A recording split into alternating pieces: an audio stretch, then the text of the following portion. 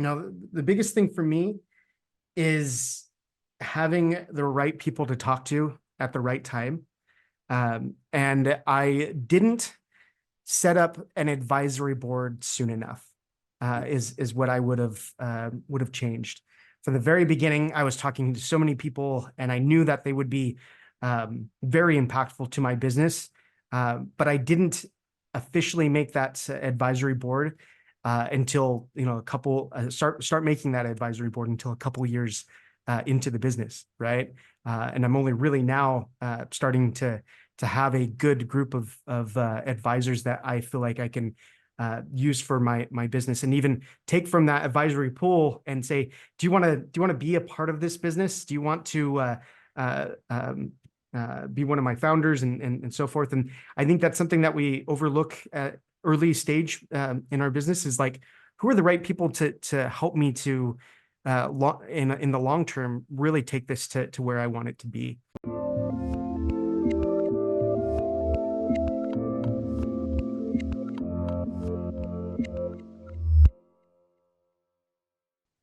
Hey everyone, this is Devin Miller here with another episode of The Inventive Founder. I'm your host, Devin Miller, the serial entrepreneur that's grown several startups into 7 and 8 figure businesses, as well as the founder and CEO of Miller IP Law, where he helps startups and small businesses with their patents and trademarks.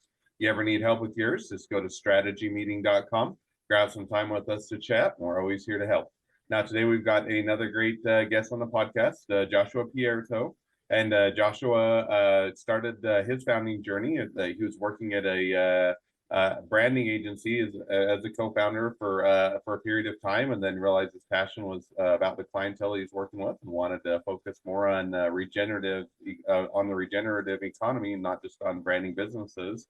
So the previous business had a different focus, and shifted that over, and started helping businesses to start or shift with the regenerative business, and even took a pay cut to make the transition, and been doing it ever since. So with that much as a introduction, welcome on the podcast, Joshua. Hey, yeah, thanks for having me.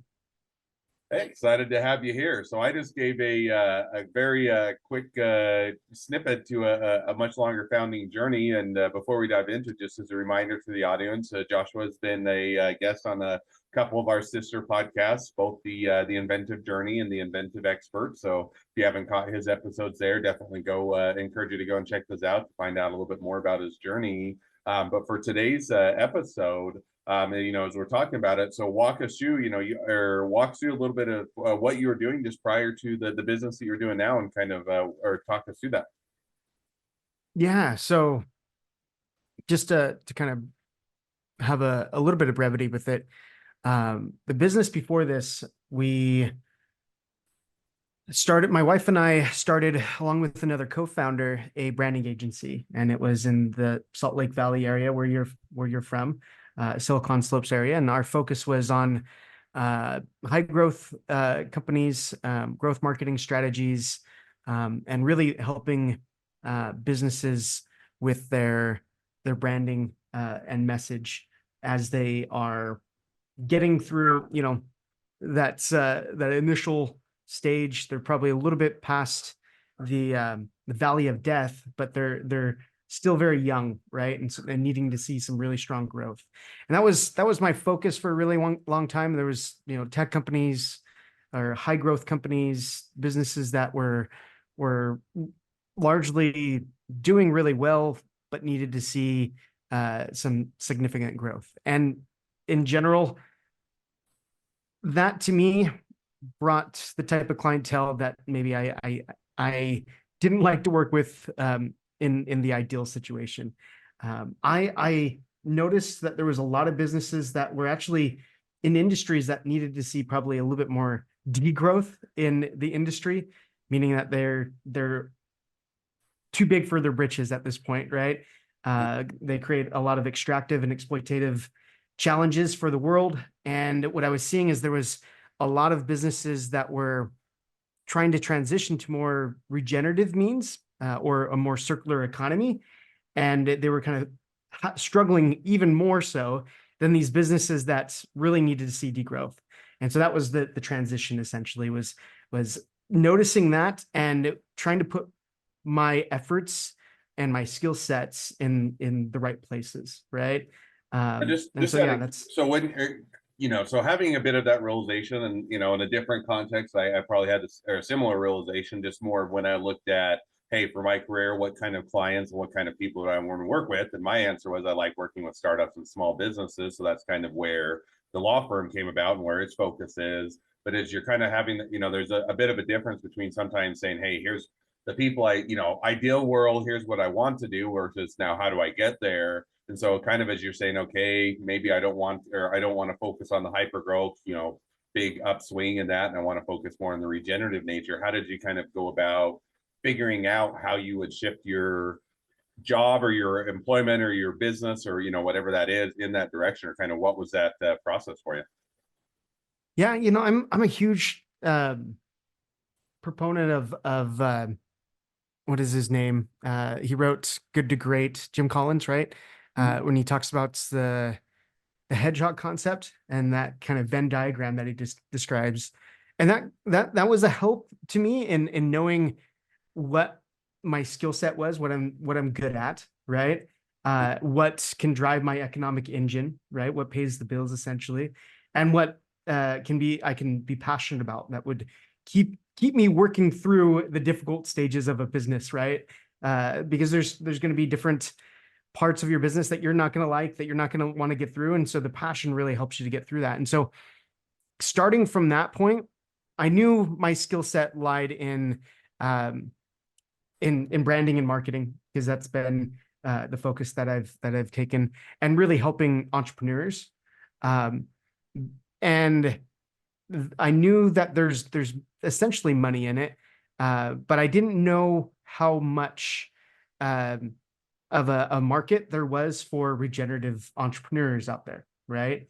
Mm-hmm. And so, or so there was some needing to understand and needing to do the research and really understand the market for those that are entrepreneurs that are trying to make a transition away from our current economic system that uses lots of extractive and exploitative uh, industry, and then see what those um, how many of those entrepreneurs are out there, see if there is a market for it that could actually justify a transition, essentially, right? And then finally, I've been passionate about this forever, so I knew that this was something that I could devote my life to, that I could really be passionate about for the rest of my career, the rest of my endeavors as a professional, right? Now, just a note, I think that makes perfect sense. So, out of curiosity, so now you're saying, okay, I've got to kind of go and figure out, hey, I know this, I know I have a passion for it. I could probably do some good with it. It would be something that could set a career path up for a long period of time. Now, how did you go about kind of figuring out if there's a sizable enough market to it, and how you would target that market that would actually make worthwhile to jump? So in other words, there's things that people are passionate about that they would love and enjoy, and yet you're not going to make a living at it. May even be a hobby, it may be something you do for fun, but it's not going to be something that you can make a living off of. And there's others that, hey, it's a great untapped market that is one that is that you could figure out your niche and be able to go and make a good living at it, even if it's at a different level of income.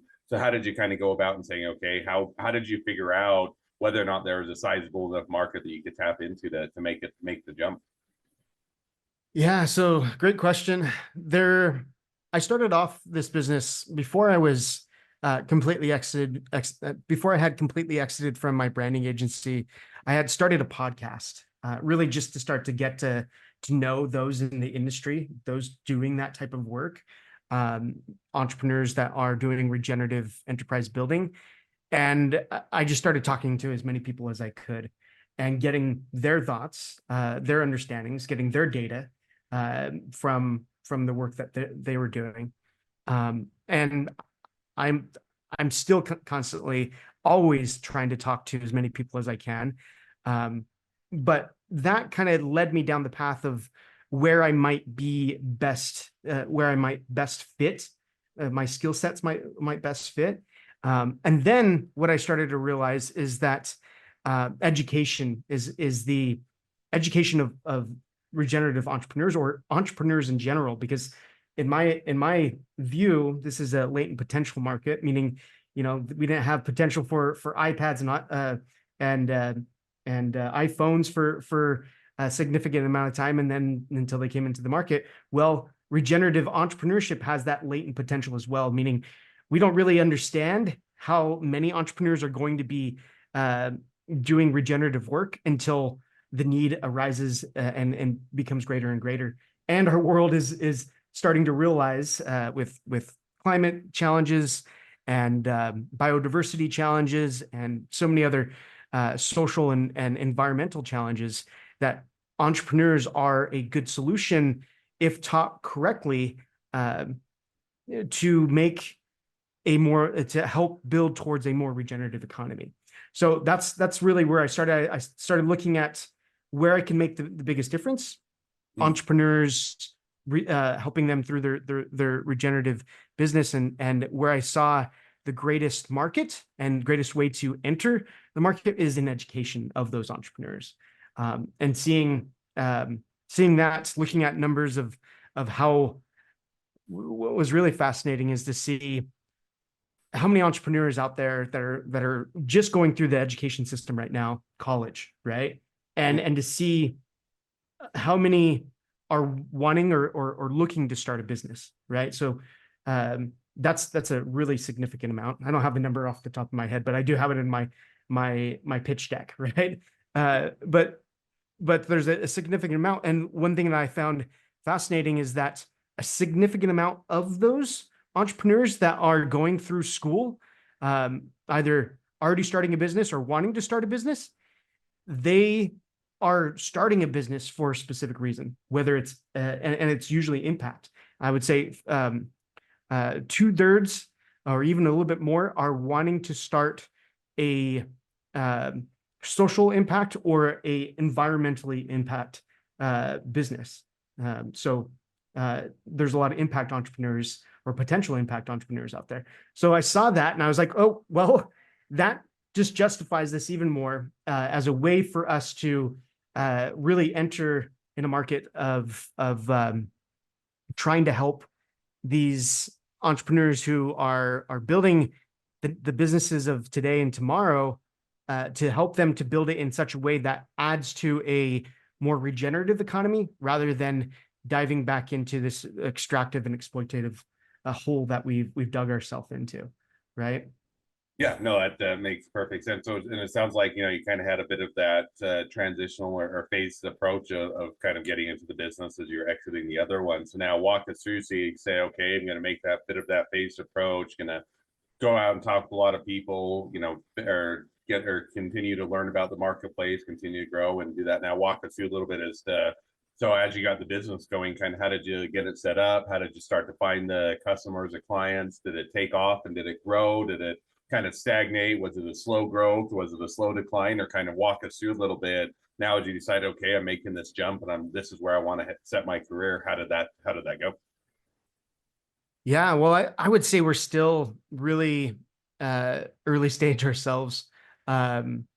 We still I wouldn't call us out of the valley of death quite yet, right? We're still young enough that we could disappear in the next a year or two. But the challenges that we have overcome and now have an understanding for, and kind of what led us to this point now is we had to really understand what was, if you're going to help educate these entrepreneurs to create regenerative enterprises, what are they needing to learn? What are they wanting to learn? What are they struggling with currently in their business? And how can we provide that, right? So the biggest thing is, as we started a podcast to start having conversations, but there was more than just those conversations that we released on the podcast.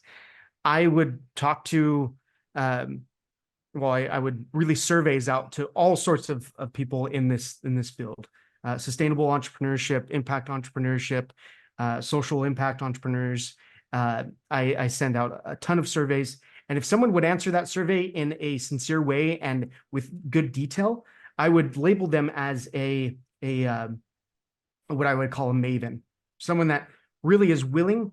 And if they understood, if I felt like they understood what they were talking about, I dove into that person to see if they kind of fit this profile of a maven. And what a maven is someone that's highly responsive and understands what the challenge is, but doesn't know how to solve the challenge, or is looking for more information, always looking for information on that, right? And so I found this type of person, which is, I would say, about 5%. And this is something I would do in my branding work as well, is I would try to find these mavens to really truly understand the ideal client, to get into their mind, to see what their challenges are, because they were the ones willing to say what those challenges were and were able to articulate that challenge.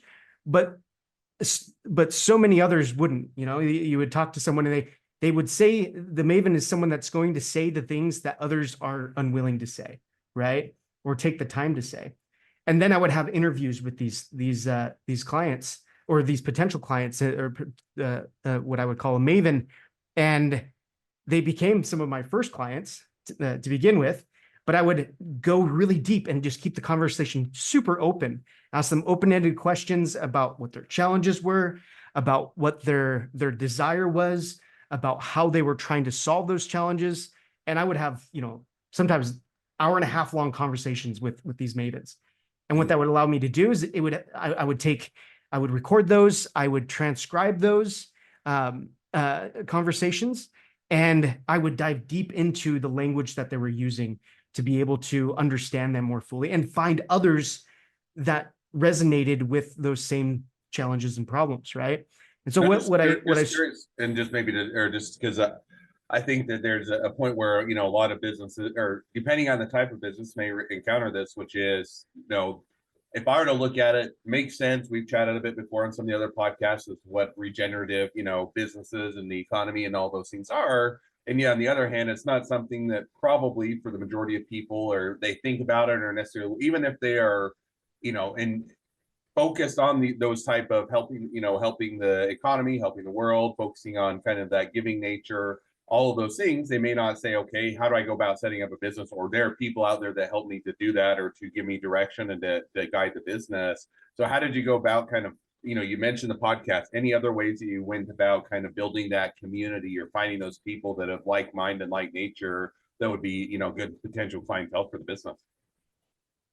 Yeah, so a lot of it was um, pure outreach, and then asking for um,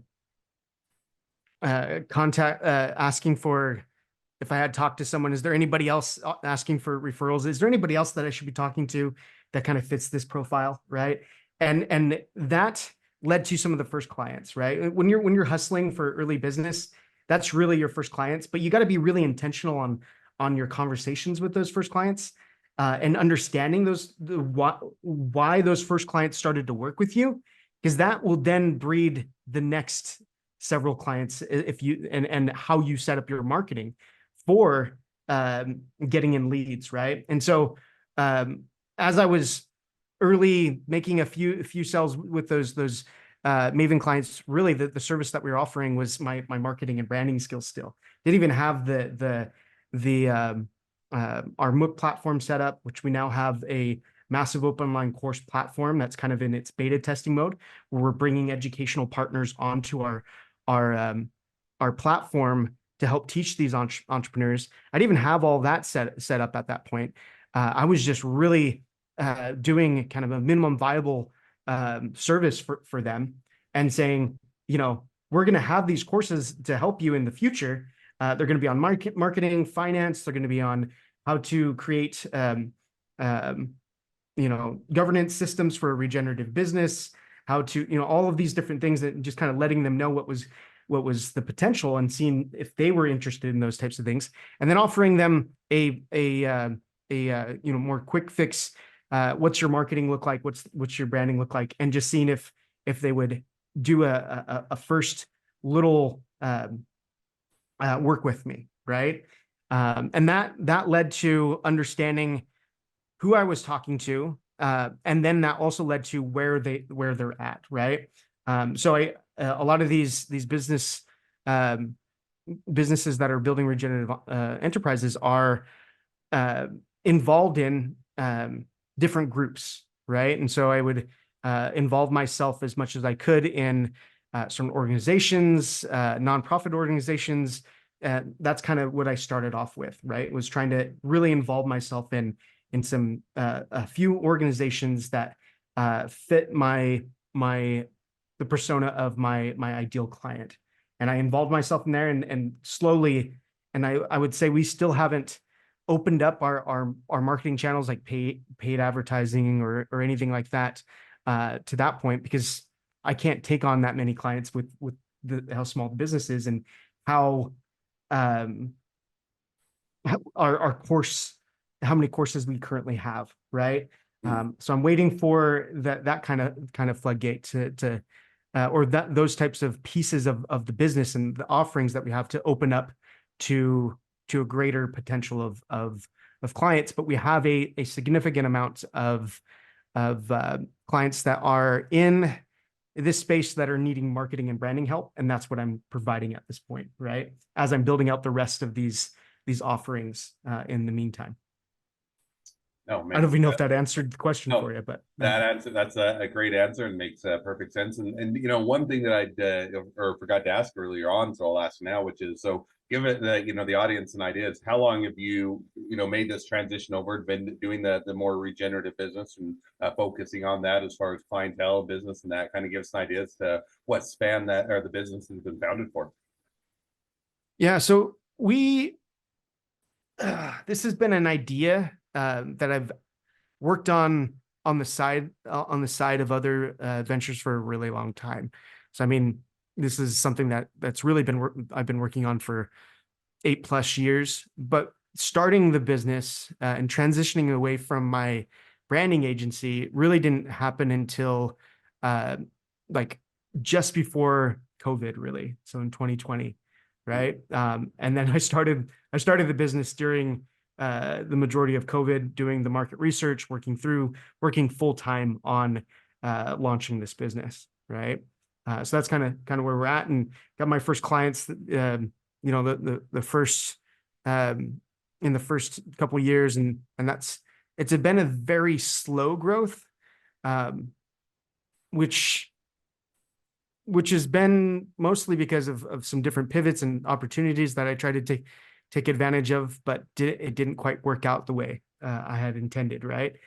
So it's been a really slow growth. I would hope for quicker growth in the future, and yeah, I think I think you have the last question of this podcast we'll kind of open up that rabbit hole for a moment of really some of the things I would like to change or would have done differently Yeah. starting this business. So we won't ruin that last question just because it's always a good wrap up one. But now if you say, you know, so as you said, been in business now for a couple of years, or started kind of at the right before COVID hit, slow growth. Now, where do you, you know, so now as you've been in business for a couple of years, kind of now where do you see the next phase of the business headed? Is it simply just continuing to grow and expand and work into new channels and find more people, or is it different, you know, product or service offerings, or is it building out the team or staying small, or kind of walk us through a little bit, kind of as you see the business continuing to grow, where you see ahead of? Yeah, we so my wife and I started this business together, um, and and we've both been working full time on this. Emily more off and on full time. We're trying to actually transition her out and find another partner that can take on a full time. So I'm looking for some founding partners with me, or some really significant hires for the business. We have a really long, like, this is a multi-generational thought of how we can disrupt our current way that we teach entrepreneurs to build business. And really it comes down to three parts, right? We want to decentralize the education system for entrepreneurs, meaning that we're not just one big institution, a big you know, like Harvard Business or whatever, teaching these entrepreneurs, but we're a bunch of educators working together, a bunch of incubators and accelerator programs working together, and a bunch of hopefully bioregional hubs that these entrepreneurs can attach themselves to and work within with their peers and mentors within a certain bioregion to impact the environmental and social environmental social pieces of the economy in a local economy. And so that's the three pieces that we're kind of building out here is a huge education platform that allows entrepreneurs to get the courses or get the understanding that they need to work through challenges in their business, and then receive support by inviting them to different incubation and acceleration programming. So we're going to work with, we already have two accelerator programs, incubation and accelerator programs that are partnered with us, and we're kind of funneling them to and inviting them to these acceleration programmings. And we have educational partners. We have 3 courses being built and several being talked about right now for for entrepreneurs to dive into. And then we have our first entrepreneurial hub being worked on and established here in Panama. So the idea is if we can have these entrepreneurs get the education just in time learning, right? If they're needing marketing help, they can take some courses on marketing, start working on stuff and get work. If they need help in finances or they need help in managing their or governance programming for their teams, whatever they're needing, they can take an online course in our MOOC platform. And then if they're needing support, we're going to invite them to different incubation and acceleration programming, depending on what their needs are, right? There's different incubation, different accelerator programs that work best. And then as they're working through their business and getting through that valley of death, we want them to work alongside bioregional hubs or come together in bioregional hubs to help support a local economy. And the idea is there, if we can get 10 businesses that are regenerative in a local economy, say your waste system, a farming system, a farm that's regenerative, and a few other businesses that are regenerative, those businesses are working together, and that changes a local economy really quickly, right? And so that's essentially the model that we're building out, and it's not a model that's built just as like a Amazon. We're everything for everyone. We are one little. We are a platform, but we're a platform of many different education partners, many different support partners, and bioregional hubs working together. So it's decentralized, a decentralized system, not a centralized system like an Amazon or an Apple or whatever that brings everything to them. But we're working together with multiple people. And so it makes it harder, but it also makes it much more sustainable and regenerative in the future, as we figure out a system that utilizes several businesses together rather than creating one business to rule them all, essentially, right? So that's what we're working on. That's the model that we're building. And it's something that I know it's not going to happen overnight. So I have the passion to drive to make it happen over several years. We're needing funding. We're doing a bunch of different, looking for a bunch of different partners right now, and that's where we're at. Awesome. Sounds like a great place to be and a great place to be headed with the business. I'm excited to see how it continues to evolve as you guys move forward. So with that, now as we are wrapping towards the end of the podcast, and as you mentioned, I always like to wrap up with one question. So we'll jump to that now. So that question is if you could go back to the early days of the business when you're just getting started, what would be the one decision you'd make differently? Yeah, so I've been thinking a little bit about this morning as I saw that we had our call today, and the biggest thing for me is having the right people to talk to at the right time, and I didn't set up an advisory board soon enough. Is what I would have changed. From the very beginning, I was talking to so many people, and I knew that they would be very impactful to my business. But I didn't officially make that advisory board until start making that advisory board until a couple years into the business, right? And I'm only really now starting to have a good group of advisors that I feel like I can use for my business, and even take from that advisory pool and say, do you want to be a part of this business? Do you want to be one of my founders, and so forth? And I think that's something that we overlook at early stage in our business, is like, who are the right people to help me to in the long term really take this to where I want it to be. And that advisory board is so crucial. And so you should be thinking about that from day one, I would suggest. And that's something that I would have done differently.